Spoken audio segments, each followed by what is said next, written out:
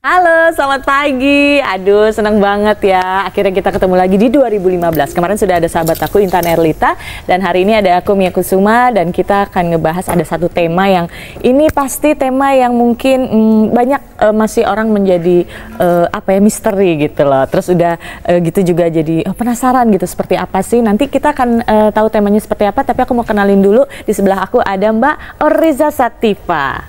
Apa kabar? Aku panggilnya apa? Mbak Oriza. Mbak Oriza. Oke. Mbak Oriza ini sebenarnya udah sering banget kesini, tapi ketemunya sama Intan. Sama aku baru hari ini. Tapi kalau di studio Kinanti udah feels like home, udah sering banget kesini ya. Kabar baik, Mbak. Kabar baik. Oke, kita semua kabar baik. 2015 ini kita pasti sudah yang lalu sudah kita biarkan berlalu, yang tahun ini kita sambut yang baru. Lebih yang baru. Oke, lebih semangat. Nanti kita ngobrol-ngobrol kesibukannya apa nanti Mbak Oriza, tapi kita juga punya VT karena tema kita hari ini adalah, sebentar aku cek dulu.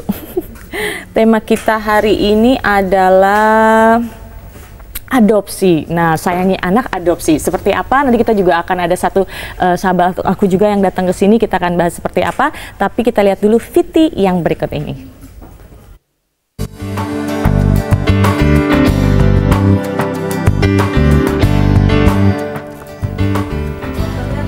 Anak adalah anugerah terindah bagi setiap suami istri. Hadirnya anak dapat menambah warna dalam kehidupan keluarga, apalagi keluarga baru. Ada yang diberi, kemudian mendapatkannya, ada juga yang tidak. Bahkan ada yang menantikannya bertahun-tahun, namun makhluk kecil itu belum juga hadir. Tak jarang kita melihat anak dibuang oleh orang tuanya. Adopsi sih sah-sah aja sih, karena ya mungkin untuk istilahnya kan buat pancingan gitu kan biasanya, udah itu aja sih. Adopsi itu sebenarnya kalau misalkan secara legal nggak apa-apa, baik-baik aja. Biasanya orang yang mengadopsi anak sulit mendapatkan keturunan, untuk pancingan mendapat anak, akhirnya mereka mengadopsi anak. Adopsi sah-sah aja.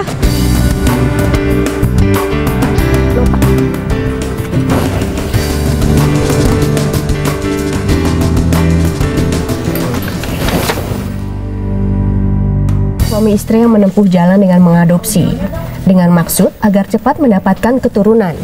Banyak pertimbangan yang difikirkan oleh sebagian pasangan suami istri sebelum melakukan tindakan adopsi. Biar lebih jelas baik atau tidaknya tindakan adopsi, saksikan Kinanti ya, ayah dan ibu, pastinya bersama narasumber ahli.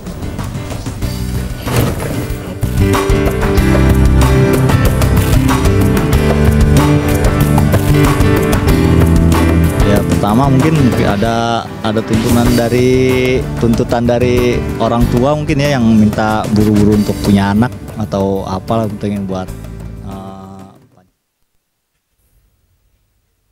Nah, itu dia tadi kita sempat tanya juga sama teman-teman kita yang kita temui di jalan. Kita tanya ke mereka seperti apa sih tanggapannya tentang adopsi. Jadi ada yang setuju, ada yang bilang katanya untuk mancing, ada yang ini masih menjadi polemik juga di masyarakat Indonesia. Tapi nanti kita akan tahu lebih lanjut. Dan jangan lupa, Kinanti memang syarat dengan informasi tentang tumbuh kembang, tentang ibu, buah hati, tentang ayah dan lain sebagainya. Tapi ada juga majalah Parents Indonesia, di mana itu juga satu majalah yang banyak info di dalamnya tentang tumbuh kembang juga, jadi jangan sampai ketinggalan. Parents Indonesia, Healthy Kids Happy Families yang bulan Januari sudah keluar ya. Oke, kita akan langsung ngobrol nih sama Mbak Oriza. Sebenarnya apa yang melatar belakangi atau alasan orang ingin mengadopsi anak? Oh gitu ya. Jadi sebelum kita bicara lebih lanjut, kita coba definisikan secara sederhana apa itu adopsi. Jadi sebetulnya secara sederhana adopsi bisa diartikan sebagai suatu proses parenting atau pengasuhan dari orang tua yang bukan memiliki ikatan biologis gitu ya. Intinya seperti itu. Nah, sebetulnya proses adopsi ini sebetulnya dari zaman dulu gitu ya, sudah dilakukan, sudah ada dan dilakukan. Tapi kalau di Indonesia memang bentuknya macam-macam gitu ya. Ada memang secara adat, dilakukan secara yang merupakan budaya, merupakan adat istiadat, atau memang karena kebutuhan secara psikologis dari suatu keluarga semacam itu gitu. Ada juga misalnya pada orang-orang tertentu, misalnya artis-artis, mungkin kita mengamati mungkin gitu ya, tendensinya mengadopsi anak hanya sebagai untuk mencari sensasi bisa saja gitu ya, hanya untuk menunjukkan suatu kesan yang positif dan baik misalnya bisa saja. Jadi sebetulnya terlepas dari apapun itu, adopsi sebetulnya mengacu pada kebutuhan dasar manusia, yaitu sebetulnya motif-motifnya sendiri beragam gitu. Faktor yang latar belakanginya sebenarnya beragam dan sangat personal.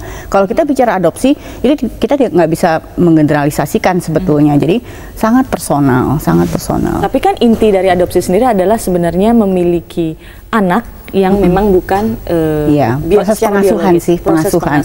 Sebenarnya bukan memiliki anak, tapi pengasuhan. Karena ada juga orang tua yang ya tidak merasa memiliki tapi pengen mengasuh gitu, tapi karena memang bukan darah dagingnya gitu ya. Oke, ini sebenarnya bahasan ini sangat dalam sekali ya. Kita tidak bisa membicarakan ini selama 1 jam aja. Mungkin kita harus ada banyak luas episode, gitu sangat luas. kompleks. Tapi aku punya satu teman, nanti kita akan panggil di sini nanti setelah break, karena ketertarikannya juga untuk mengadopsi anak katanya ya. Nanti kita akan kembali dengan Mbak Orisa dan juga dengan sahabat aku, tentunya tetap di Kinanti, Kisah Ibu dan Buah Hati. Nanti Kisah Ibu dan Buah Hati. Nah, kita sudah kedatangan Firly.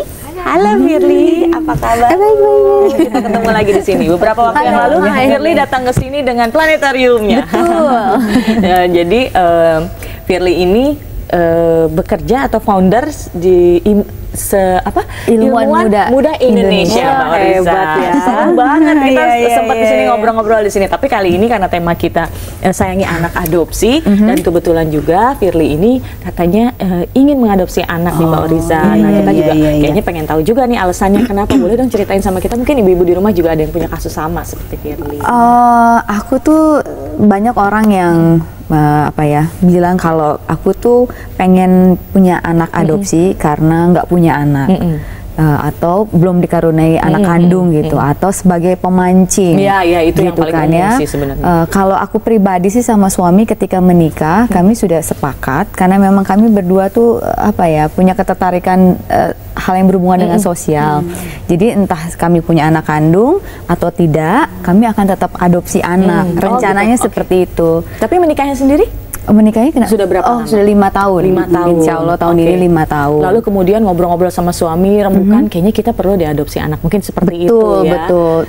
Rencana sih waktu itu anak kedua sebenarnya, pengennya anak kedua tuh adopsi. Tapi ketika Tuhan berkata lain, sampai 5 tahun belum punya anak, kami memutuskan ya sudahlah, bagaimana kalau anak pertama kami adopsi, seperti itu sih. Tapi sebelumnya sudah pernah dengar-dengar belum, maksudnya adopsi itu ada baik buruknya atau sulit enggaknya atau repot? Di Indonesia adopsi itu kan masih bisa dibilang bukan langka, tapi kayak masih sensitif dan sulit kayaknya gitu. Iya, betul. Kalau aku punya teman-teman misalkan yang dari Amerika, mereka tuh bisa bilang aku anak adopsi, tapi pride-nya sama gitu, sama seperti anak-anak lainnya.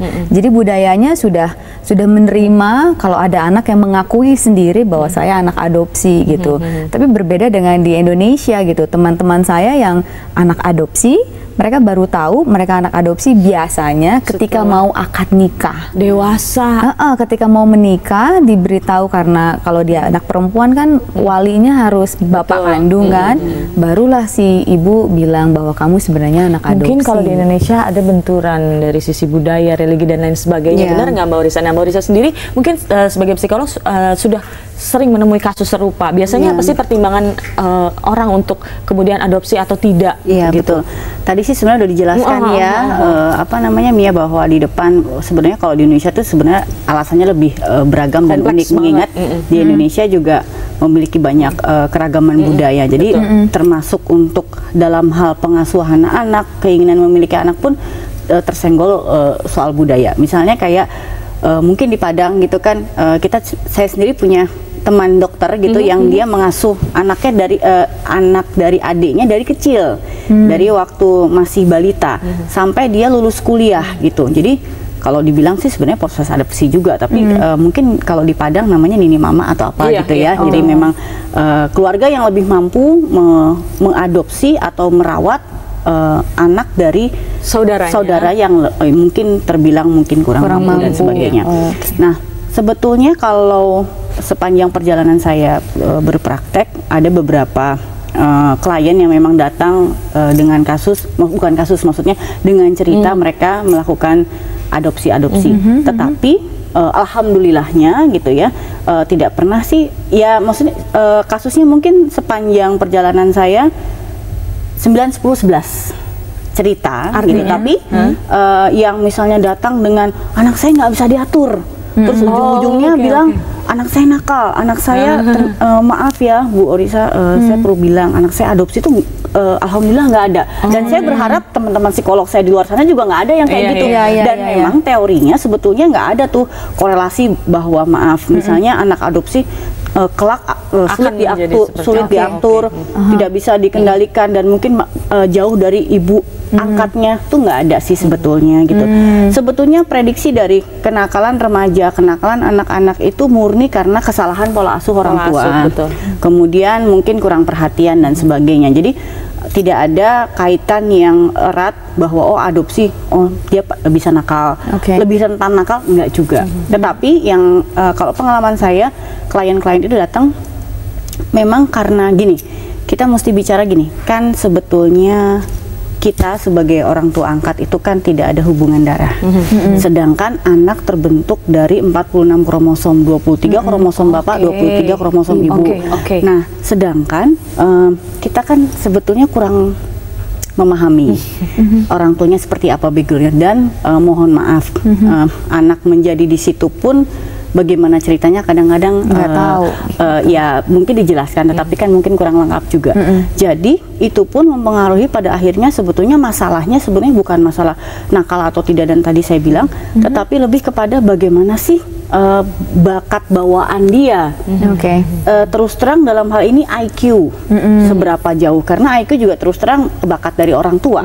Nah, kejadian di saya yang saya alami menghadapi klien-klien adalah mohon maaf underachiever.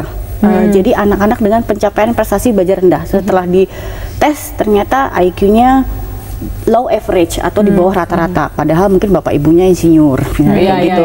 Jadi kan sebetulnya teorinya bukan kecuali memang ada faktor kesalahan dalam pada saat melahirkan, mungkin proses yang salah pada masa kandungan itu bisa, tapi mungkin juga dari orang tuanya. Oke, kita akan lanjut setelah ini ya. Semakin serius ya. Banyak nanya. Nanti Firly boleh banyak nanya karena ini waktunya untuk Firly semuanya ya. Dan mudah-mudahan bisa mewakili juga yang ada di rumah. Kita minum dulu, kita break dulu, tetap di Kinanti.